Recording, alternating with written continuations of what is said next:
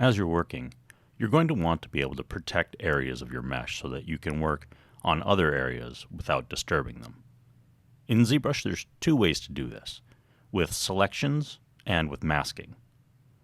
Selections work by hiding part of the model and leaving another part visible. This essentially protects the invisible area from any edits. The difference between selections and masking are that with selections, you're visually hiding part of your mesh.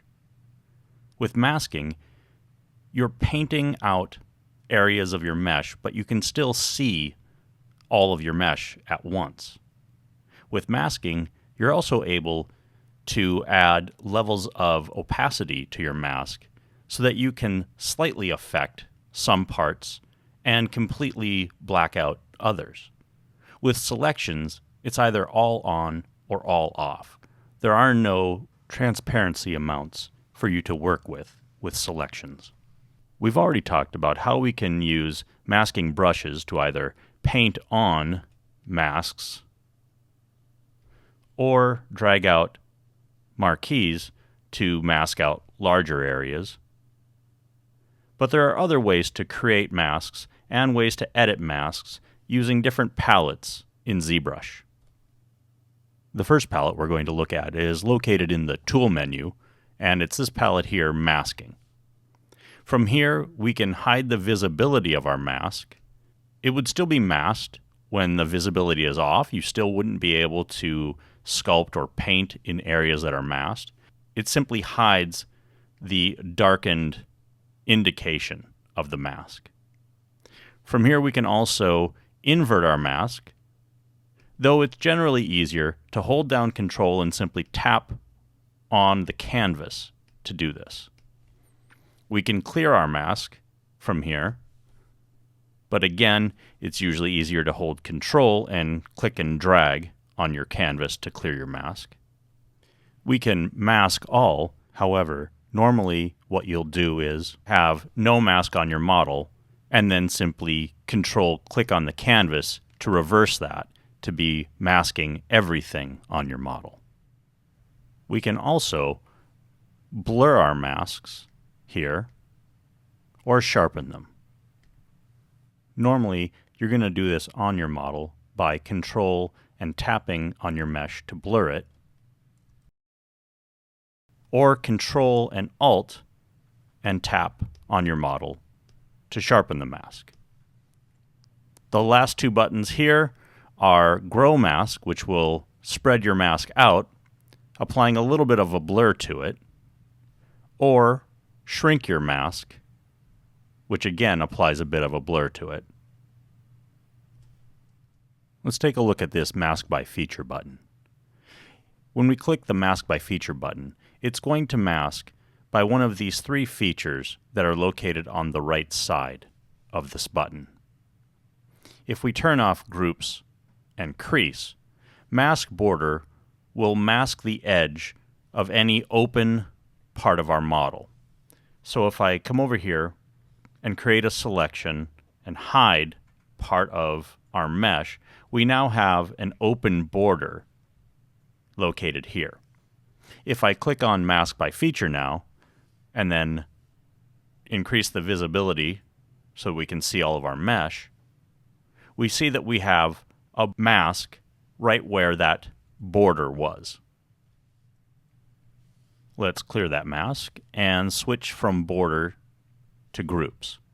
With groups on, if we have separate polygroups on our model, clicking this Mask by Feature button will create a mask at the border of different polygroups.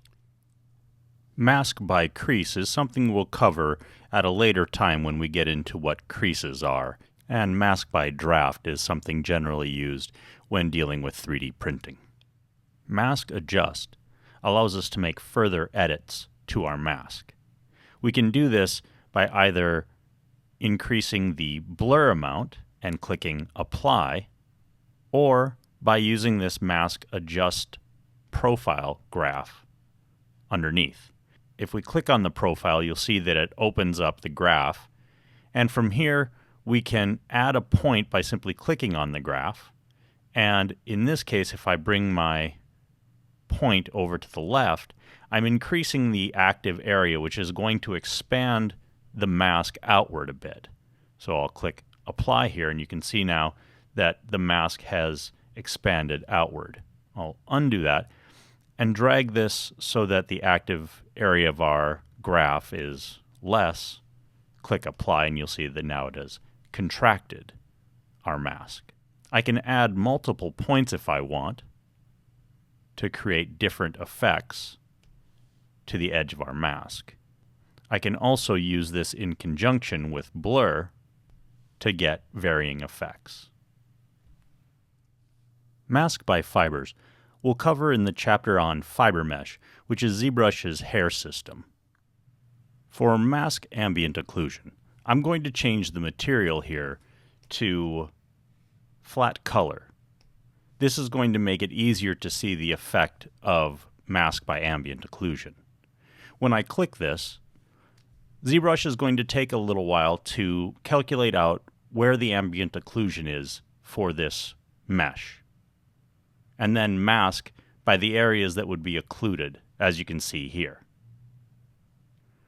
We can adjust this in a number of ways. We can increase the intensity of our mask with this slider here, change the mask with the scan distance, which will change the amount of masking that gets put in deepest occluded areas versus areas not so occluded. Or we can contract or expand the ambient occlusion mask with the AO aperture slider here.